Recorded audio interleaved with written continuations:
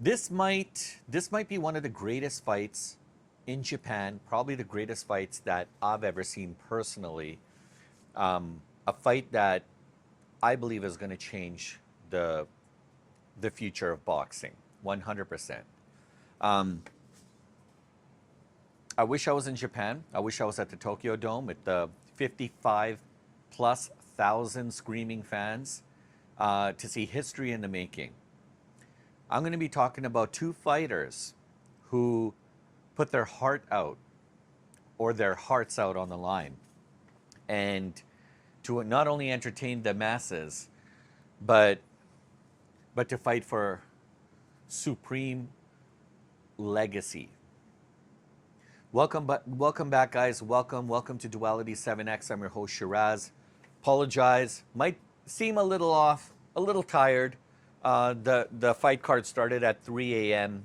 Our time here, but look, Naoya Inoue, Junto Nakatani, these guys are unbelievable. They lived up to the hype, and it was absolutely incredible, guys. What happened in the final rounds, I mean, what this means for a potential clash now with Inoue and Bam Rodriguez. I mean, this is where everything is just going to start to unfold and become absolutely epic. To watch these guys, like, and there's an age difference, between Nakatani and Inoue, but, I mean, both of these guys had a perfect record. They had the same record, and I'll get into that in a little bit. I believe Inoue had more knockouts, but guys, the venue, the Tokyo Dome, 55 plus thousand screaming fans, two undefeated fighters, the best of the best. Okay, Noya 32-0, 27 wins by way of knockout, a two division undisputed world champion, already already one of the most dominant fighters in our era. When I say dominant, I don't even know if words can really measure up to what that means, because across from Inoue was Junto Nakatani, 32-0, 24 wins by way of knockout, just three shy of his opponent, a three division champion. Yes, he's younger. He's got really good range. And Nakatani came in with some serious hype and momentum. I mean, this wasn't just a fight, guys. This was legacy in the making. This was legacy versus emergence. This was the king of boxing versus the rising superstar who's trying to take his throne. These were two samurai combatants. I mean, Inoue was going in as a 4-1 favorite. Uh, these guys were truly samurai emperors. And if you actually watch the fight, then you know that these odds didn't really tell the full story, because it's easy to just make a bet, pin a bet on a particular person. Oh, this guy's a 4-1. Yeah, I'll just put $1,000 on him. No, I mean, you had to watch the fight. Because the fight tells you the story. The fight tells you, it's like anything. It's like when you watch a fight, it's like reading a novel as opposed to watching the movie. But early on in the fight, guys, it was absolutely unbelievable. Inoue was doing everything that he was supposed to do. Okay, he was sharp, his timing, his footwork, it was absolutely precise. Okay, Inoue had the edge through most of the half. This is the way I saw the fight. Okay, and then as we started to get into round 6 to 8, it was kind of back and forth. But then round eight, something happened. Nakatani flipped the script. I mean, he literally changed. He changed something in his game. I mean, he's got a great corner. They're telling him, you got to start you got to start letting those hands fly, because he started leaning the cleaner shots and the heavier shots.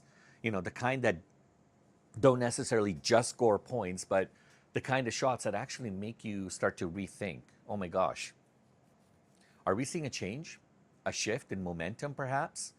Because there was a moment, guys, I'm not going to kid you, From rounds 8 to 10, Inoue started to look mortal.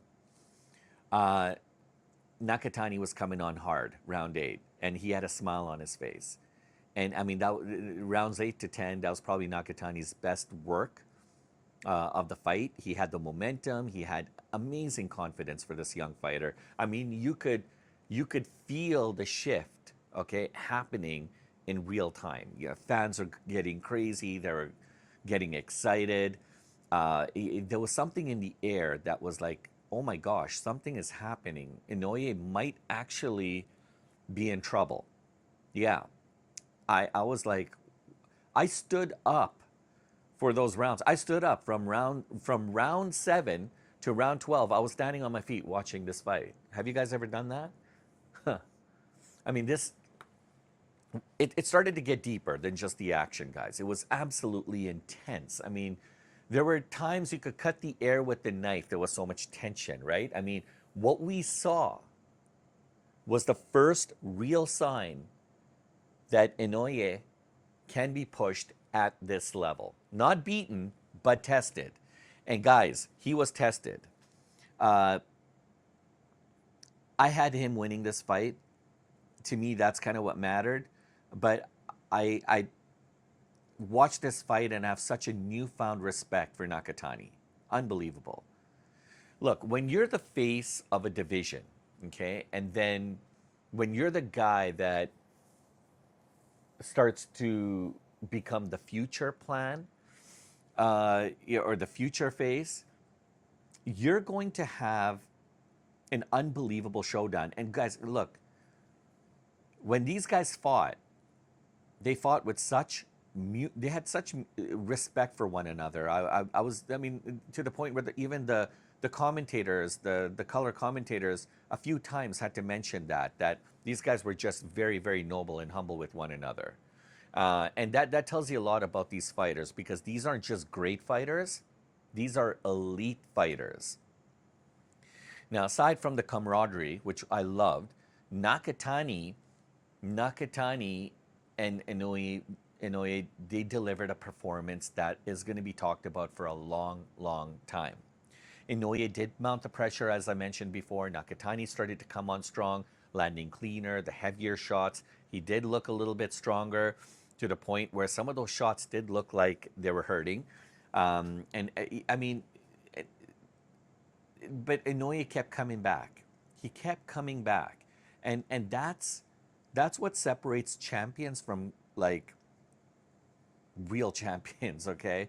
From contenders. You know,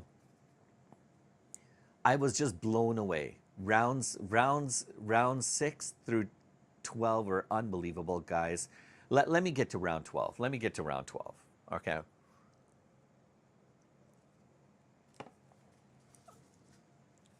Round 12 was just pure history, okay? These guys are dialed in. Both of these fighters are dialed in. They knew the stakes. Their legacies are on the line. Their records are on the line. Inoue, round 12, he starts off really fast. He breaks through the guard and just a clean 1, 2, boom. Nakatani comes back. He starts firing off shots. He landed a beautiful, clean shot right to the jaw. I mean, these guys were going back and forth. It was. I'm not going to say a slugfest, but these guys were exchanging with one another. They were trading blows, okay? And there was no hesitation, no fear.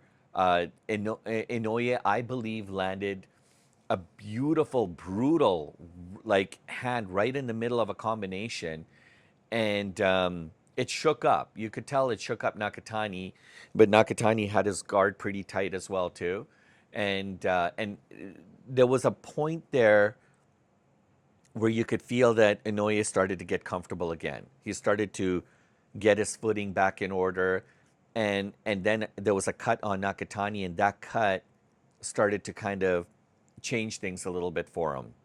Inoue started to take control. I don't know if because Inoue saw that and he started to feel confidence again, but the moment that kind of stood out for me is that Inoue just kept, like, there was a point where I think there was like 1 minute and 55 seconds left in the match. Inoue just starts to look up at the clock, and he kept looking. And he's not looking out of fear, but he's trying to be coherent. He's trying to be visibly aware of what's going on, the timing, because Inoue has this uncanny ability to just start doing serious damage in the last 30, 40 seconds of a fight. And he's a veteran, guys. He's been around the block. He knows how to fight. He's learned a few things, right? And he wants to close the show. The final 2 minutes were absolutely brilliant. Boxing to the best, to the T. It was just chaos. It was violence. It was controlled brutality. The back and forth until the final bell, guys, and you knew it when it ended. Inoue knew he had that skip back in his step. He's dancing, he's moving, his footwork was on par. He's landing clean shots. He knew he had done enough. He knew he had won. But I emphasize the brutality part, but I emphasize controlled brutality because these guys, between the two of them, they have around 51 knockouts. 51 knockouts between these two guys. If they wanted to, they could have probably ended it a lot quicker. But I think the mutual admiration and respect for one another prevented them from doing so. And I really, really admire and respect that. There's so much we can learn about the Japanese culture. It's absolutely, I mean, it's ingrained and embedded in their blood and their DNA. The question, though, everyone's asking is, did Inoue win? Or did the division actually catch up to Inoue? Because a lot of people are starting to question how he won, and now there's going to be a lot of discussions that are going to happen with what happens next, right? And there's a bigger implication in all this. And look, first of all, there's no doubt that Inoue won, okay? He didn't win controversially or anything like that. Just to set the record straight, it was a fair, easy to judge fight. But we got to talk about a name. We got to talk about Jesse Bam Rodriguez because that name continues to get louder day by day. Jesse has 23. He has a perfect record of 23-0, 16 wins by way of knockout, and the thing is, he's only 25 years old. Okay, at the age of 25, he's already a 2-division champion. Get this, guys, a 2-division champion. He stopped Sonny Edwards. All right, he dismantled. He beat Juan Francisco Estrada. I mean, these are some big names that I just dropped. And now Bam is moving up again, guys. He's moving up. And usually at this age, people are like, should he be moving up? Should he just cement his place maybe? I mean, he's set to fight Antonio Vargas on June 13th. And that's going to happen in Arizona at the and let's be clear here, guys. This is not just it's just not random, to see that this fight is happening. This is all about positioning. Bam understands the stakes. He understands it well. He knows he is at an elite level status fighter. All right. And he's making a huge calculated move, right, towards moving up because that means bigger fights.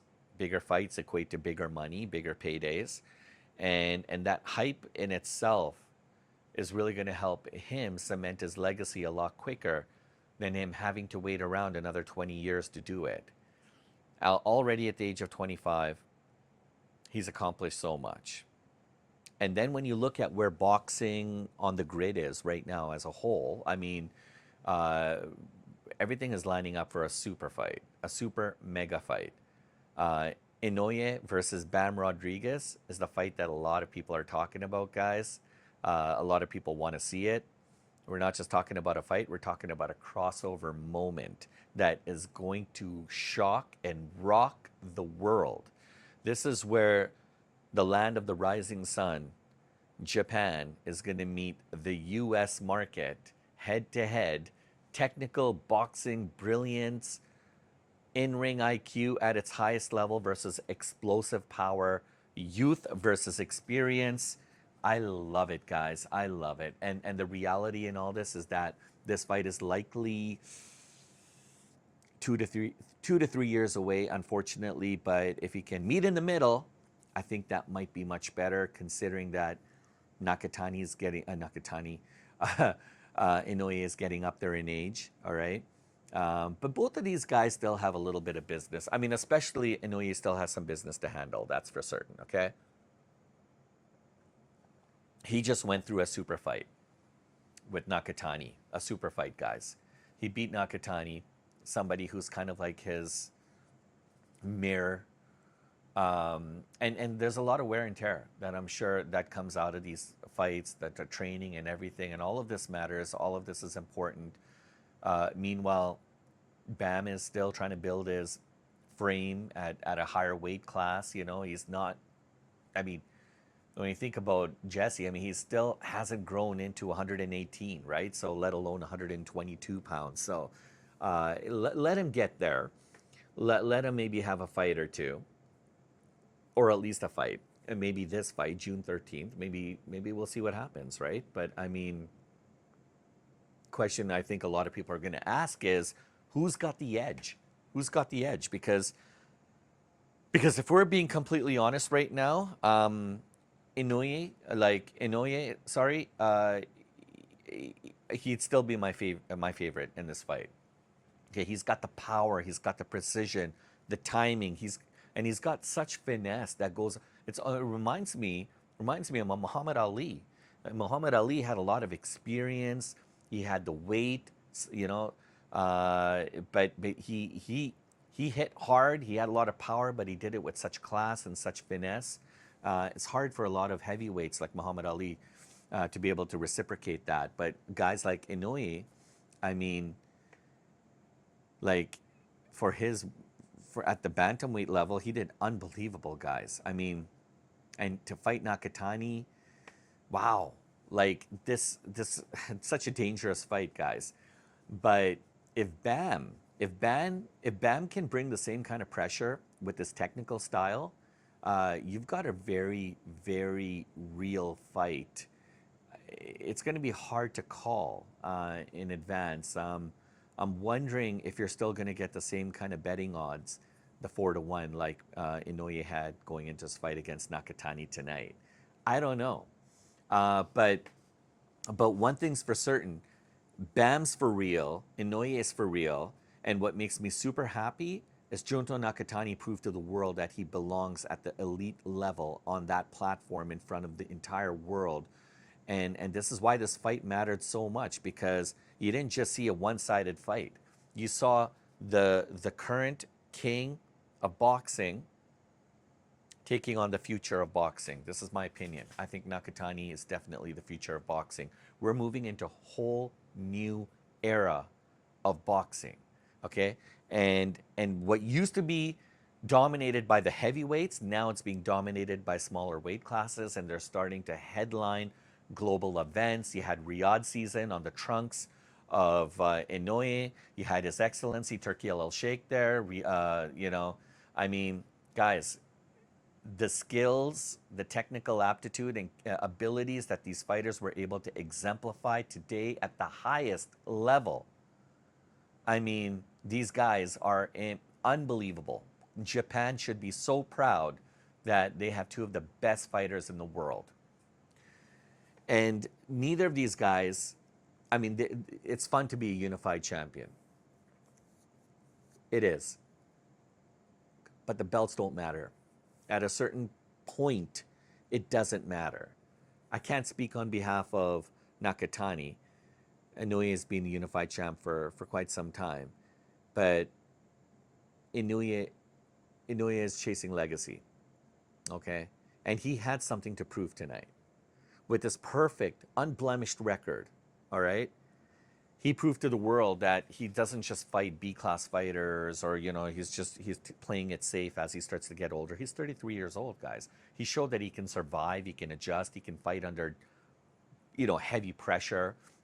Those rounds were crucial for survival. He could have got knocked out. The power that Nakatani showed us today was scary. But Inoue survived. He kept surviving. All right? Nakatani, did something absolutely incredible. He showed us a blueprint today. I'm not saying he figured out Inoue, but he started to get comfortable, and that's what's scary. Bam Rodriguez, I'm sure, paid very, very close attention to this fight because he's going to try to take that blueprint from Nakatani and he's going to try to build on it and he's going to try to expose and try to find some of Inouye's weaknesses. And that in itself is scary. So Inoue is going to have to go back and he's going to have to continue to train hard, and he is going to have to be his biggest critic. He is going to have to assess himself and try to find those gaps before his opponent does, because if he doesn't seal and address those gaps, they're going to be exposed in his next fight. Super proud of Nakatani, super proud of Inoue. These guys are absolutely, like, I'm so happy to be a fan of the sport. Um, Guys, let me tell you something. For me to wake up this early and to watch this fight, the only thing I kept thinking of is, why was I not in Japan for this fight? Why was I not at the Tokyo Dome with all the fans watching this fight live? These are one of those fights that you had to be there. You had to be there because these are the kind of stories I could tell my kids, tell my family, my friends. You know, I could talk about it. I could do videos on this stuff. I could talk about my experience. Sometimes being in the, like, sometimes watching the fight on TV, it's not the same. It's not the same. There were so many moments. I hear of stories of Muhammad Ali and Joe Frazier, the Thrilla in Manila, or the Rumble in the Jungle with Foreman. You know, there's so many times, you know, like, that, like, I could go back, you know, like Sugar Ray Leonard, and I mean, like Marvin Hagler. There's so many unbelievable fights that happened. Nassim Hamed, Kevin Kelly. I mean, it goes on and on and on. Mike Tyson, and oh, guys, there's so many unbelievable fights that happen, and you just don't get the bigness of what happens unless you're live and you're right there. Um, it was good to see. Terrence Bud Crawford was there too. Poor guy. Hey, look, the jet lag, it's real. It's real, guys. When we came back from Japan, and you guys know this because I had to stay consistent with my video, so I shot at outside of temples. I shot outside of, like, markets and bazaars and you name it, man, just to get my content. I filmed in the middle of the night, passerbys walking by, looking at me. What's this guy doing? But the jet lag is real because when we came back from Japan, I remember when we left at like on a 3:30 in the afternoon from Narita Airport, and we're heading to Vancouver. And we got to Vancouver. So imagine 3:30 p.m. in the afternoon, we left Narita, and we're going all up, like, around where the islands are, like the Alaskan islands, all the way in through Alaska, and then we kind of came down into Vancouver. We arrived in Vancouver at 8 o'clock in the morning, and we didn't want to go to bed until everyone else went to bed, so that we could try to start changing our Arcadia rhythm. We wanted to get back into the tune of things, so we were up for 35 hours. While in Japan, there were nights, like, we would leave first thing in the morning and we would come back late at night, and we're pumping in easy, guys, 25 plus thousand steps a day minimum. 25 plus thousand steps a day. We were going up these hikes on mountains and trying to get to the temples and going all around and going through, like, the cities and the markets, and, you know, just, if your legs, like, the burn that was ripping right through our quads and our calves and our hamstrings, that was real, guys. I mean, we were getting punished. Our legs are getting beaten up every single day.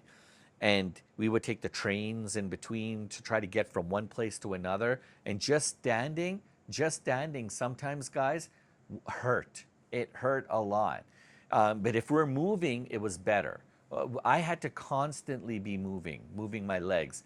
But as soon as I was standing in one place, I felt like the legs were giving up underneath me. It was crazy, guys. But it was beautiful. It was a beautiful pain. It felt great. We would come home late at night, go back to our hotels, and I'm trying to edit my video. And there were times I was just like this, kind of frozen. I was like falling asleep with my hand still like this on my mobile phone, trying to edit my video. It was unbelievable, man. It was unbelievable. So when I looked at all the faces today, or looking at all the different faces there watching this event, I'm like, they're so lucky, because they one day they can tell people, I was there.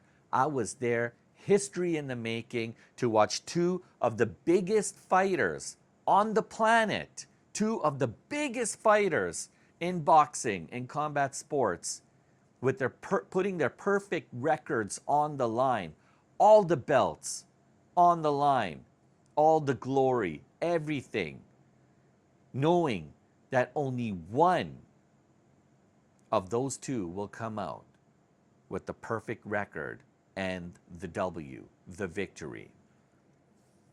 32-0, guys. Inoue had 32-0, 27 wins by way of knockout. His opponent, Junto Nakatani, 32-0, 24 wins by way of knockout. It was close. It could have been, somebody could have been knocked out. 51 knockouts between these two guys. That is absolutely surreal.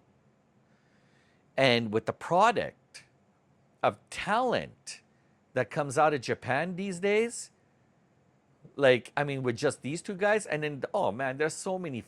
There was the undercard too, and then the amount of talent that's in Japan, it is surreal. I wouldn't even be surprised if within the next 5-10 years, it's going to be dominated. Like, a lot of the bigger championships are going to be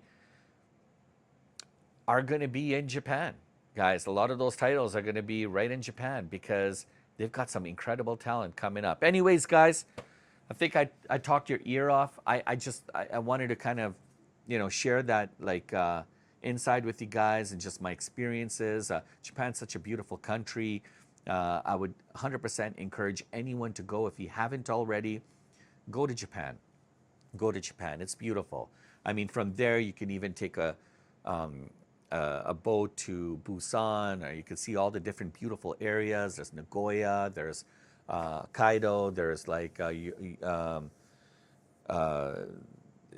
Inoue is from Yokohama, I believe. That's I think that's on the other side, but beautiful, beautiful. Hiroshima, of course, and all the history and everything.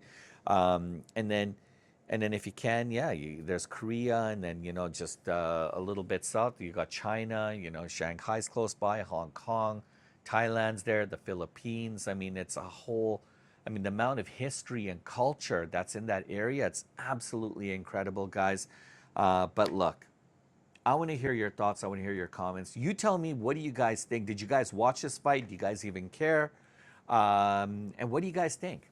What do you guys think of Inoue taking on Bam Rodriguez? That's going to be absolutely intense, guys. I want to hear your thoughts and comments.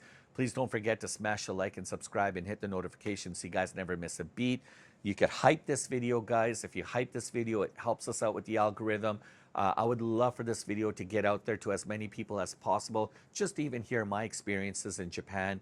And if you can hype this video, we'd be so grateful. And if you want to help us by supporting our channel, you can hit the thanks button, and whatever denomination you're comfortable with, that goes a long way. That kind of support could help us get better equipment and help kind of keep our studio going, and all the other things that we need to do to be able to pump out these videos for you guys on a day-to-day basis. But I mean, the pleasure 100% is all mine, regardless of the fact. We're going to be coming out as well with, I'm going to be doing a Discord here, and I'm going to have some videos where I'm going to be talking about some of my experiences and things, that I'm going to be able to share with our members only. So if you want to become a member, you could also sign up to become a member, and you could pick the package that you're comfortable with, and I'll be able to share some exclusive content for all our members.